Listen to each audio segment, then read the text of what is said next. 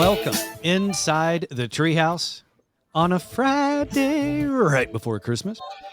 I'm Dan O'Malley, along with Trey Trenholm and Raj Sharma.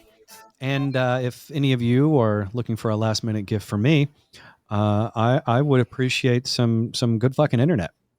So you can find a way to shove that in my stocking. I would greatly appreciate that because the last few days on the island, internet has not been ideal. So that's my hope for a Christmas miracle. Maybe Hallmark can make a movie out of that. Internet. Yeah, I don't think that would work because that would mean like the big city internet comes to the island and takes over. You would have to be the struggling local internet provider and just looking for the love of a good woman. You're right. It's like it's me in a flannel on a beach at a farmer's market trying to hawk like the professor from Gilligan's Island, my own coconut internet service provider company. And then big internet comes. That would be a good name, though. That'd be a good name for island internet. Is coconut. That'd be that's solid. It's not bad because honestly, the internet between two halves of coconut is probably better than what I've been getting the last couple of days. Yeah, well. I just like the image of Dan, and kind of like a flannel Speedo and some Uggs and a hat walking around. That is not a family-friendly image, Trey. Hallmark would not go for that. I'm not even. I hope to God nobody would. Yeah, I was thinking for your Only Dan's account. You're not gonna get Candace Cameron to co-star in that one. Oh no, you're finally gonna get a role, Raj. Today is, of course, Friday, December 22nd, 2023, the Friday before Christmas. I have a very special, heartwarming story, or actually feet-warming story to share with you two before we get into the stupid news of the day. But as it is Friday right before Christmas, it reminds me of my days of celebrating Christmas by going to the Galleria. This is what I would do typically with Galleria or North Park or whatever mall that was close by at the time. And I would have my Christmas list, all the gifts that I needed to buy for people. And I would do one shopping trip, one day and one day only. And if the stores didn't have it, you didn't get it. But every single time I was able to accomplish my mission and get at least a gift for everybody on that list. And doing it in strategic military fashion, I would have to, plan out which stores I was going to hit first. First of all, which mall am I going to hit? Where am I going to park? And then which stores am I hitting on which levels first and in what order so that I can be in and out as most efficiently as possible, while also, of course, stopping at the Antichrist Starbucks for their anti-Christmas cup flavorings. So what does that mean? Like you have to download the programs like for a map program for the mall and then the inventory list of every store and then you process it and you just get a list and that's what you do. But and what I would do is where in the list do you sit on Santa's lap? It's at the end, Trey. That's the reward. you sit on That's a reward for being a good boy. That's right. I don't really have to ask for Santa for anything at that point. I just tell him to tell me I'm a good boy. That's all I need. And then I get my TRO. He's the only person that asks. He's the only person that asks Santa for a spanking. And it's a mall Santa too. You find the right Santa though. The mall Santas. If there was some open work in a BDSM club, they're gained for 11 months out of the year. Hey man, what Santa does at night after a day full of kids at the mall, I can't really say I blame him.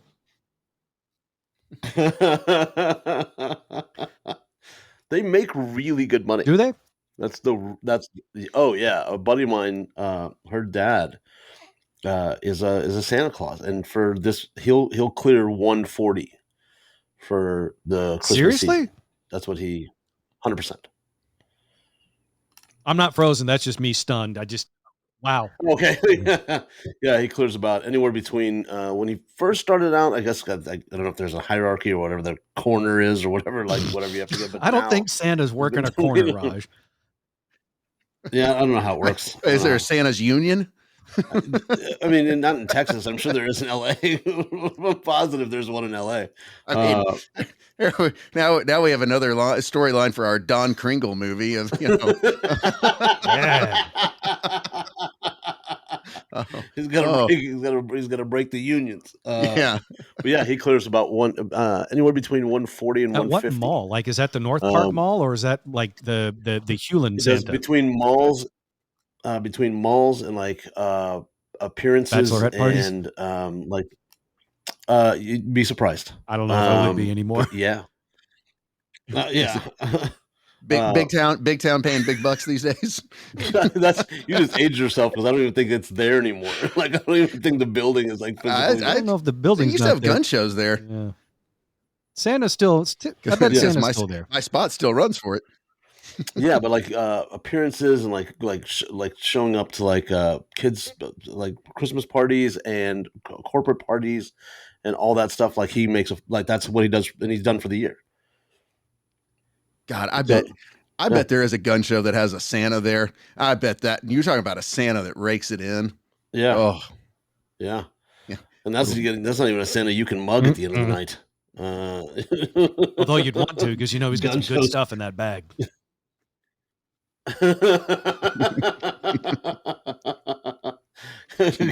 Gun show Santa. I like this guy. He don't talk good, but he makes wishes come true. Making your loopholes bright. Big town mall. Got a set of truck nuts on the sleigh. Wouldn't it be 8 sets? And then 2 that glow? Two that are red.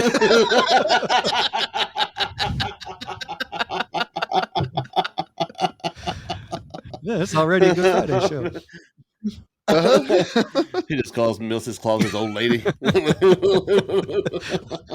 He's the only Santa that's a 1%er.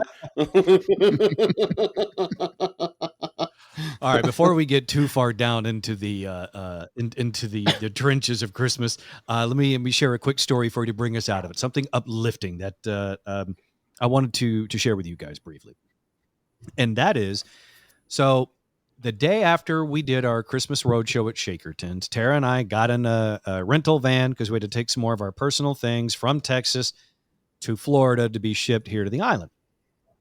And in doing so, we had acquired at our Airbnb and at our house where we stayed a bunch of snacks and things that we weren't going to finish, right? So we decided on our way out of Dallas, heading east, that we would find a homeless person and say, here you go. Here's some stuff. If you're hungry, please, either eat it all yourself, share it with your friends, whatever. But here you go. And on our way out, we're thinking, okay, well, where should we stop? And I knew we were getting on I-30 and heading east. And I said, what we can do? Let's just stop at Exposition, down there at the DART station across from the Cotton Bowl. Pretty much guaranteed to find some homeless people there. So that's what we did. We make the exit. We're on Perry Avenue, I believe it is.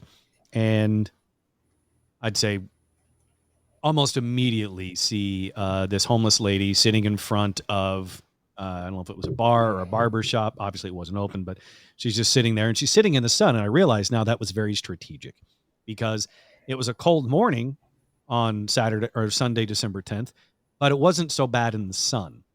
And the reason why that was important is because I got out of the van from around the corner, brought over that sack of food and snacks and things to give her.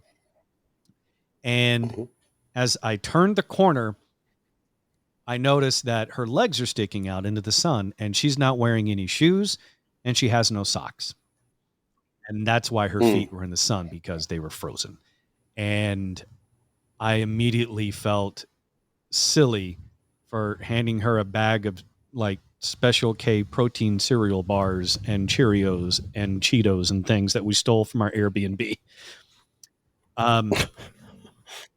And she was grateful. She was so happy for it. She stood up. She came over and she's like, "Oh my God, thank you so much." Because I didn't want to spook her. I didn't want to scare her, obviously. And she said, "Thank you so much." And so here, Merry Christmas, and hope this helps. And go back to the van. And every step back to the van, I'm thinking about her cold, bare feet. And I realize in my suitcase, I've got 4 pairs of socks. They're not the last pair of socks I have in the world, but I in that moment realize she needs these obviously much more than I do, especially because I'm going back to the Caribbean and feel like a real a-hole with all these socks. Open up my suitcase, grab a pair of big long gray socks, and I walked those back over to her and I said, "I forgot one thing," and I said, "Here you go." I'm not telling that story to be like, "Oh, look what I did." I'm saying it because if an opportunity for you arises to do something similar, this is something that when I told Tara, when she asked what I was doing going back, I came back and said she needed socks. And she's like, "Okay, yeah." Because Tara has volunteered doing a homeless count program before in previous years where they would go around and try to do sort of like a homeless census. And it was extremely common for the people in those situations to not have any damn socks, and something most of us don't think about. So that's why I wanted to share the story. If you find yourself in a position to do it, food is obviously great. Jackets are great, coats, hats, mittens, gloves, all that stuff. But if you find yourself at Walmart or something, or Dollar General, like Raj, if you're buying a turkey again, and they've got a big sack of socks or something, try that. A big thing of socks, warm socks to take someplace. And we all know where our nearest homeless encampment is. It's pretty common these days. We know where the nearest ones are, or we know the people that hang out on the street corner panhandling while not being shooed off by, pimpy Santa. So that's just something I wanted to share with you guys because it was something that happened to us. It was very important. It was very eye-opening to me. And I hope by sharing it, it can be eye-opening to somebody else, and maybe someone else who needs a pair of socks will get some. Who had given you the socks? I'm assuming it was a Christmas gift, and you just, like you did with my bottle of Irish whiskey. You know what, Trey? You catch me re-gifting one gift of yours, and you assume everything I give away is a gift that someone has given me. Why wouldn't you give the whiskey to the homeless? Because I had already gifted it to Jerry. Well, he's kind of homeless. I mean, he's kind of close. He works for, right. You know where he works. He's almost homeless. But I know he has socks. Yeah. So that was the number one years ago. I saw a thing when I was living in LA. That the number one thing that's requested at homeless shelter is socks, and so I make these. And I don't tell people. But I make these little go bags. And so you're right. I do go to the 99-cent store, not just for 20-pound turkeys every year. But I do. They sell socks. And I think they're $1.99 for 3 pairs of socks. And then I get the brown, remember the old lunch bags? Just a little brown paper bag. And I do the small toothpaste, toothbrush, and socks and soap. And I do a bottle of water. Sometimes I'll tape 2 if the bag is strong enough. And then I do $2 in quarters, because I don't know if you know this, but drug dealers don't take quarters, and they can also use that to get a sandwich. It was it's a dollar menu, but nothing's a dollar. It's $1 plus tax or whatever. So I always do that, and I just have 8 quarters in the bag, and I keep them in my car. And if I see somebody not the usual guys that I see out that I know getting their Mercedes later on and leave. I'm sure they appreciate that, Raj. And, because not everyone else has, the wherewithal to think about, giving someone a homeless starter kit. Well, I mean, if you find yourself newly homeless, you're like, where do we get water from? Ta-da! There's no place to get water from. And soap and toothpaste and a toothbrush and a comb. Stuff like that. So I just put it in a little thing, and I keep them in my car. And so I'll just give them to the folk that are out there, especially at this time. And I also do the sweaters and stuff from previous years. If I keep them in a suitcase, and I keep them in a car, and if I see somebody that needs one. There was one a couple months ago. It was just hot, and I had extra water. So I was like, here, man. And you can always tell he wasn't begging for anything. He didn't hold up a sign or whatever. He was just kind of on the side of the road doing his own thing. That was probably just a guy out for a run who didn't plan well. Well, then he looked like shit. He looked very. That could He have was been very Trey. fit. Yeah, he looked very fit for being out for a run. He didn't need to be running anywhere. He was already very, very skinny. And I was like, there's just a couple extra bottles of water. But yeah, I love that you did that, man. That's very cool. Like I don't like, it's hard to tell people that, like, let me tell you this story. And maybe it'll help somebody else, but it does. And people will listen, and hopefully it's the paying it forward thing that comes Trey, do through. you do anything like that? Yeah, You know, yeah. he just Um, throws I giant standard I pork cheese sticks. carry around food for dogs and cats. That's good. And you give that to the homeless people? That's Oh, terrible. that is bad. Oh, what was I thinking? I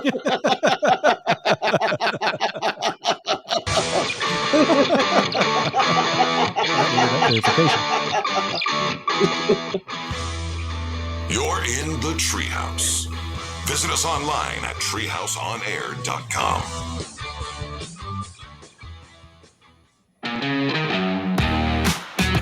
You're listening to The Treehouse. Visit us online at treehouseonair.com. This segment of the Treehouse is brought to you by our friends at Cook DFW Roofing and Restoration. Give them a call for your free roof inspection. 833-COOK-DFW. That's 833-COOK-DFW or cookdfw.com. And the first segment was brought to you by our friends at the Dallas Comedy Club. For comedy 5 nights a week, your new home for funny in Dallas is the Dallas Comedy Club. For ticket info and event info, location info, all the info for Dallas Comedy Club, go to dallas-comedyclub.com. That's dallas-comedyclub.com, including some excellent holiday shows this weekend. And then next week, all sorts of good stuff happening at the Dallas Comedy Club. Friday before Christmas. I'm not doing the crazy Christmas list crossing off of stuff. I've finally reached the point in my life where I don't have to worry about buying things for anybody for Christmas because I did the smart thing and I moved 2,200 miles away where I'm not required to do such things anymore. That's nice. Mm-hmm. That's like, but like when you're in person, like, when you're like here visiting, like for like a road show, like you could have had a gift for your friends then. Like we did. I didn't have time. I'm just saying, like, he had bought us socks. Yeah, apparently. Because it was, I can't remember. Trey, whose idea was it that we all should set, let's set a limit of $25, and that's as far as we go, and then we just can buy something. I can't remember, Trey, if you remember whose idea it was. I think it was Dan's. Yeah, I think it was your idea, Dan. This doesn't sound familiar to me at all whatsoever. I deny all of it. Well, that's the thing about you can't run from tape. So we can just play the episode back where you decide that's what we're going to do. We don't have those. Freak fire. Tragedy. We have the episodes. It was a white elephant, I think, because I didn't know what a white elephant gift was, and then you explained the whole thing, and then you set a price limit, and then Trey and I actually went out and bought stuff. And so you're also saying you didn't have time, right, to get anything for us? Mm-hmm. I was very sick. You could have just given us the $25. I didn't have enough cash. With Venmo, Cash App, Zelle. It was congested by everyone buying merch at the event. Oh, so we could have gotten a T-shirt. Because those were $25. So you could have just given us each our own T-shirts. Trey, you have two, right? Yeah, one's an XL, one's a double XL. Nobody's taking that one. Perfect. Those shirts run small. See, this is the part that I love when Dan becomes Indian without knowing he's Indian. That's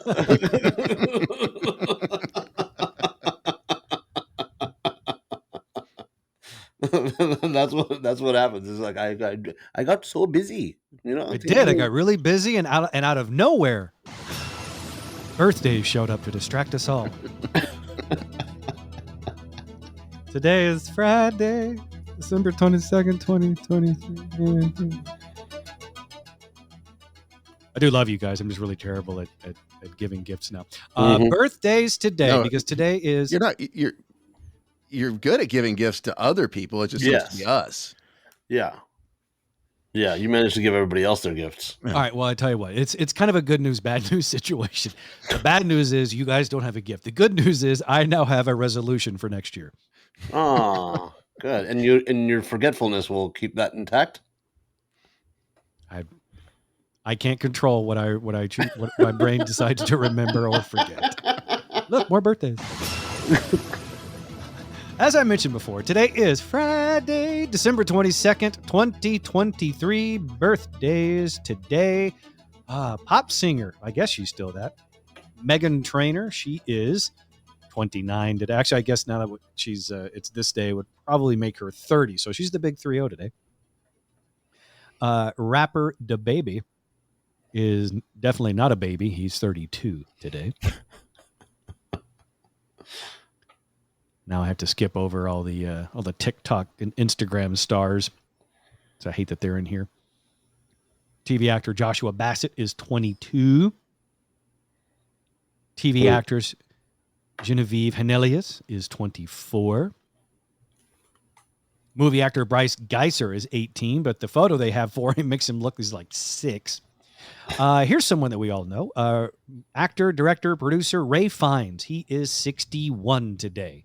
Wow. He graduated to the level of M in the Daniel Craig Bond movies after Dame Judi Dench. Okay. Gotcha. Have they announced who's going to be the next Bond? They have not. They have really, not done that yet. Really pushing for Idris Elba. I think he's pretty much come out and been like, "No, I'm good." But then I feel like they all say that until they accept it. Yeah. But I think the other problem with him is by the time they started production, he's too old.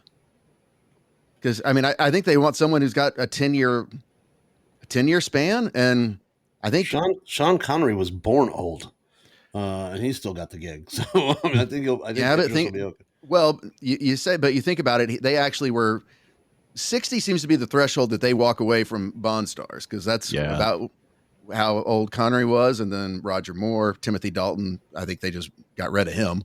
Yeah. Whatever happened to him? It's like his Bond career ended, and so did his career. His Bond career ended completely over. He was in Hot Fuzz with Simon Pegg and Nick Frost. Yeah. After they did Shaun of the Dead, they did the Hot Fuzz movie. That was awesome. He was in that. Yeah. Was he in Krampus? Do you remember him in that? Do you remember? Yeah, you say that's awesome.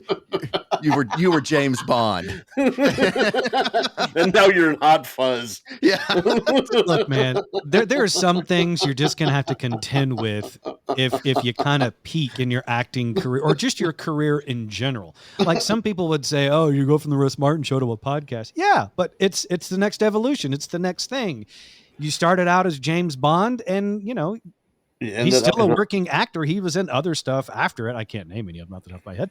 But look, that man's been in a movie. He's been in a number of movies, and none of us have. That's true. At least not on that level.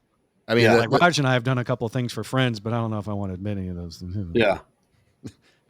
The story that I will always remember from the days of the Russ Martin show, or the fact that Adam West, after he's Batman and successful, and then 2 years later he's getting fired out of a cannon because that's the only work he can like get. The Iowa State Fair or something. Yes. It was a paying gig. Look, I don't fault anybody, no matter what your job was before and how illustrious it might have been or how well it might have paid. At a certain point, you got to eat. You want to provide for your family, or at the very least, you're just bored and want to do something. And you want to do something that, and Timothy Dalton, maybe he had a couple of down years or whatever, but he's still working. Katherine Heigl from Grey's Anatomy, when she got fired from the show because she's so difficult to work with, nobody wanted to work with her. If you go back, she did a NyQuil commercial because that's the only work that she could get for the longest time.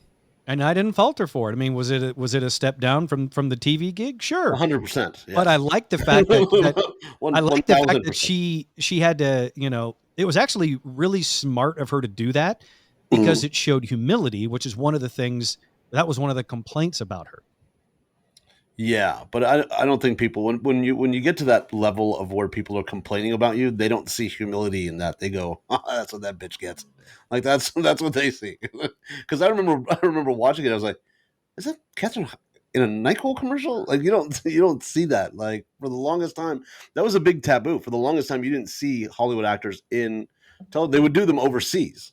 Like I Or don't they know. would do the voiceover stuff left and Yeah, right. Love yeah, that. yeah.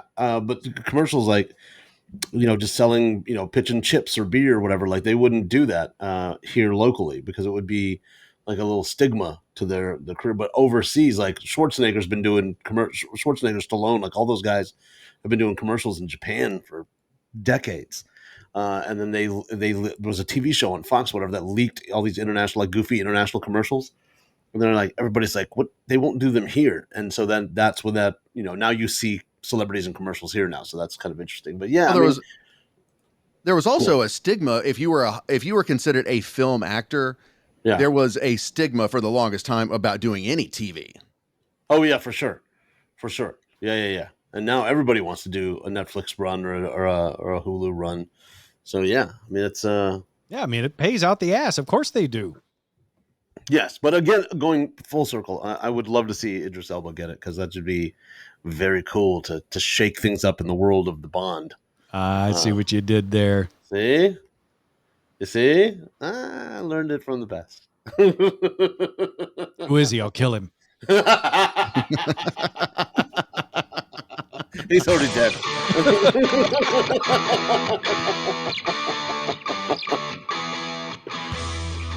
You're in the Treehouse.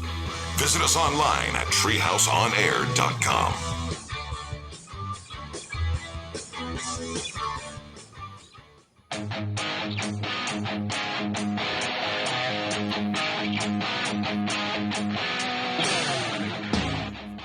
You're in the Treehouse.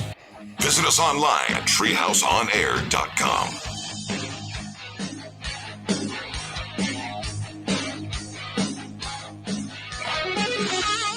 Sorry, I'm back. Had to fix the television. Don't like giving free plugs to Dish Network. Now that I've said their name. This segment of the Treehouse brought to you by our friends at Brooks Plumbing, wishing you a very, very Merry Christmas. When your friends and family come over and clog all your pipes, which they will do, you need to give Jacqueline and our friends at Brooks Plumbing a call for any and all of your plumbing wants and needs. 214-368-3838. That's 214-368-3838. And the website, brooksplumbingtexas.com. There are a number of Christmas traditions that people have. Some people love them. Some people hate them. And a website decided to ask everyone to rate their Christmas traditions on how much they love, hate, or just kind of about.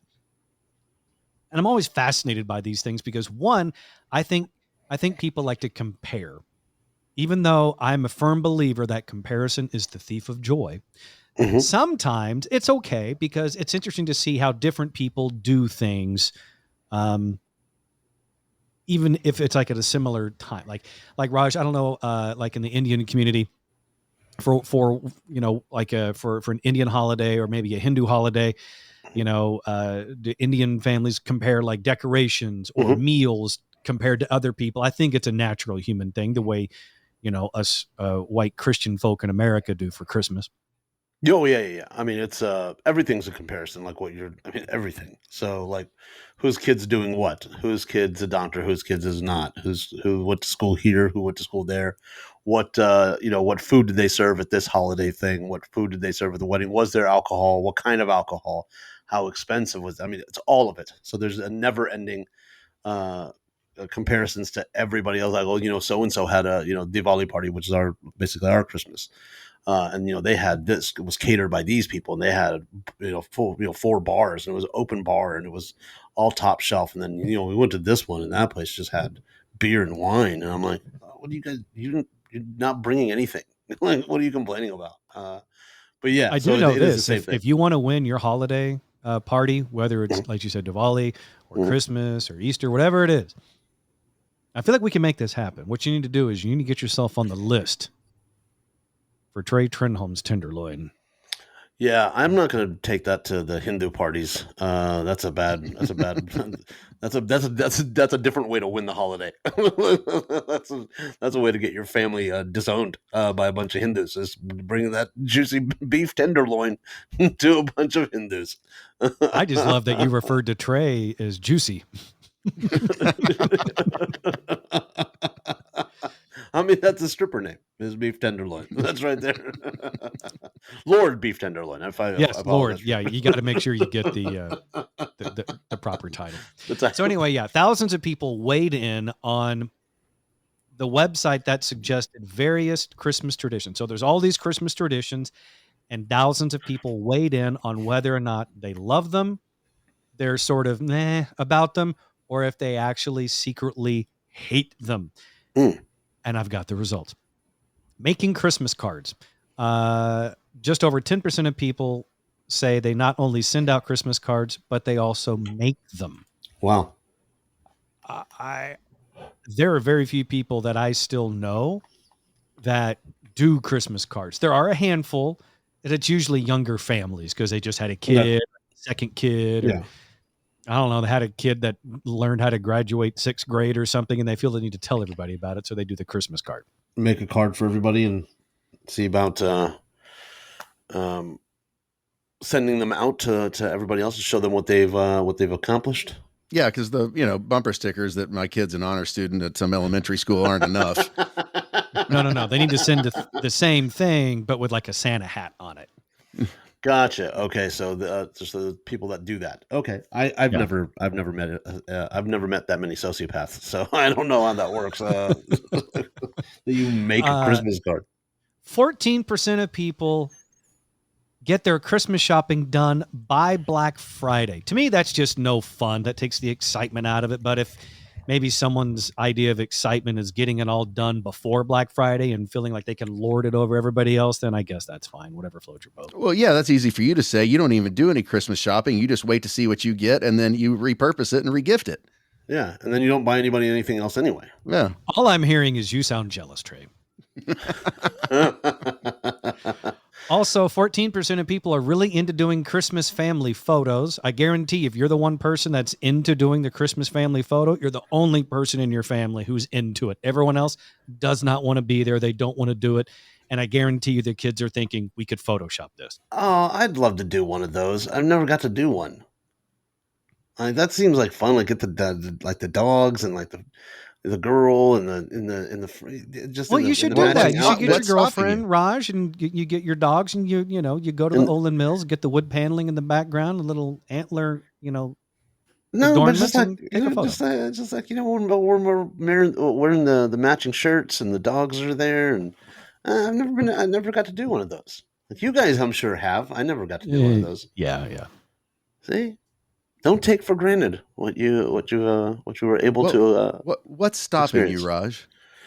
I'm 48.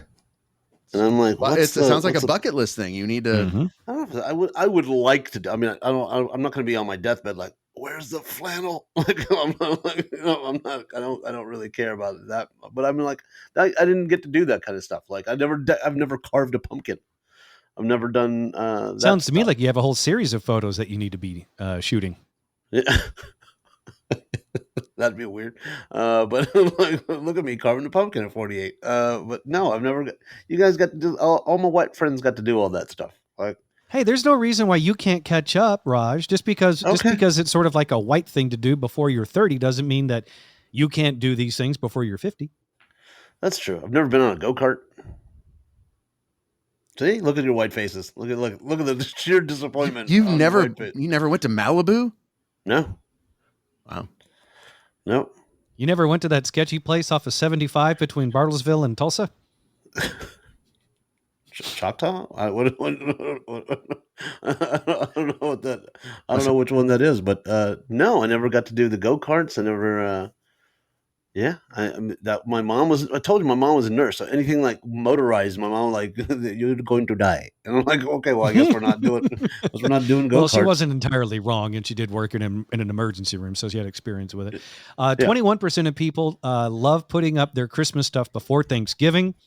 25% of people love baking cookies. Some more of these Christmas traditions that people just either love or so, or they secretly hate. 25% of people are secretly obsessed with the ugly Christmas sweaters. I don't know how you can be secretly obsessed with that, because if you're obsessed with Christmas sweaters, everybody knows it. Also, 27% of people love to entertain over the holidays and host parties. 29% of people love Christmas decorations. I'm one of those. I love Christmas decorations. I don't mind admitting it. Wait, 36% of people love Christmas you carols. love decorations, or your wife loves decorations, and therefore you do? I love decorations. She also loves decorations, so it actually works out well. Ironically, some of my happiest memories are when I was little and Christmas, because my family went all out for Christmas with the decorations and the gifts and the food and everything. I say ironically because my parents hated each other, but they did a really good job of hiding it, which is part of the reason why I love Christmas, is my parents would hide their hate for one another. Aw. That's a Christmas miracle. It really is. Also, 41% of people think Christmas music is great. I used to hate it. I've come back around on it. I now enjoy it. No, you don't. Also, for a few years there, I was in a very dark place and would listen to Christmas music Who year-round in the because world? it was something that would give me joy on the ride home. What? Christmas carol, like the rocking around the Christmas tree, whatever. Brenda Lee, sure. No, you can't. I'd be fine with Christmas music if they would limit it to 2 weeks before Christmas. I'd be fine if they limited it to one song once that night and that was it. That shit is terrible. But the only thing I can think of is like, man, can you imagine being the guy who's like, man, my instrument. What is your instrument? What instruments? Like bells. Like that guy is like, can't wait for Christmas to come around because that's the only time he's in session. That's his in season. Like I can't. What's the radio station here? 102.1 that's doing. For years they would not listen to me when I suggested to them when they would switch to Christmas. I said, you're missing an opportunity here because they call it Star 102.1. I said, you need to change it to North Star 102.1. They would never do it. No, and I'm so grateful for that suggestion, Dan. You should have just been like, hey, can we just do like an hour on Christmas Day? And then that be it. Just play the hits. Or really screw with them and be like, hey, you really want to, see if people are paying attention? How about after Mariah Carey, you bring back the edge?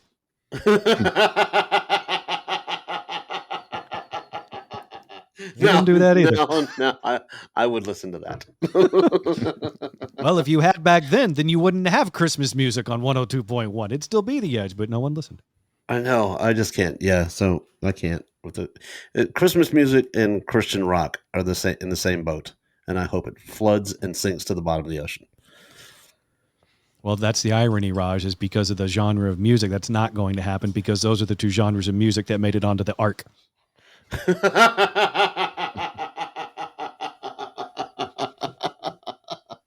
Noah saved those two genres? Those are the two he saved. That's terrible. Yeah, but I mean, if you're a Christmas, I can't believe it. I learned something new about you today, Dan. You're well, now keep in mind, I think you didn't hear the part where I said, at the time, I was in a very dark place and listening to Christmas music year round at that time in that dark place actually helped me feel better at that time. I'm now at a better place. And so I listen to Christmas music just, around Christmas music time. Yeah. Not, July. I mean, do you flash back when you were like a board op at KVIL and you had to do Christmases and everything else? That was the reason why. It was all the Christmas music I played at KVIL from 2000 to 2002 that I was dead set against Christmas music for about 18, 19 years. Okay. What do you think a board op feels that works for the freak? I'm going to take the fifth on that one. You did. He gave Jerry a fifth on that one.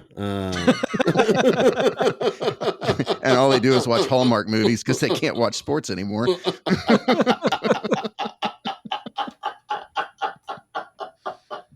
You know what? You put on a scarf and you warm up your throat and you do the thing. Or you listen to Christmas music year round like I did. to get out of that dark place that you're in. And finally, 54% of people still say they absolutely love doing Secret Santa. Interesting. What and okay, hold on. I'm gonna sound stupid, but Secret Santa, like you buy a gift for someone, but you don't tell them who you are. Like, how does that work? Yeah. Sometimes it might be one gift. It might be a series of gifts. Usually it's very popular in offices. That's what I was gonna say. Is this a family thing or an office? I remember that at the office. It can be both, but I think it's mostly popular in offices. It's a good way for large groups to exchange gifts, but you don't break the bank. So you just draw a name and, kind of like, a white elephant Christmas where you go, okay, there's a $25 limit or whatever. And And then you just don't bring anything. And then somebody brings you stuff. No, Well, that game's called Secret Dan. Yeah. Secret Danta. Danta Claus brings you nothing. It's not my fault. You were bad. Oh, Danta Claus sounds like my parents now. I learned from the best.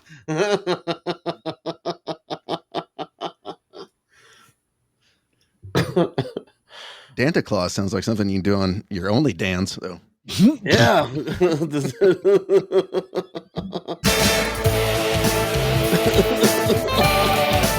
got a spit take out of Danta Claus. You moved it on purpose, you dick. I almost drowned in my steel Treehouse podcast cup. Be sure to tune into the Treehouse on Monday for Christmas. Yes, we are doing a show for you. It'll be fun. It'll be festive. At least two of the three of us will be. And we hope you enjoy your time in the Treehouse, not only around the Christmas time, but all year round. Mm-hmm.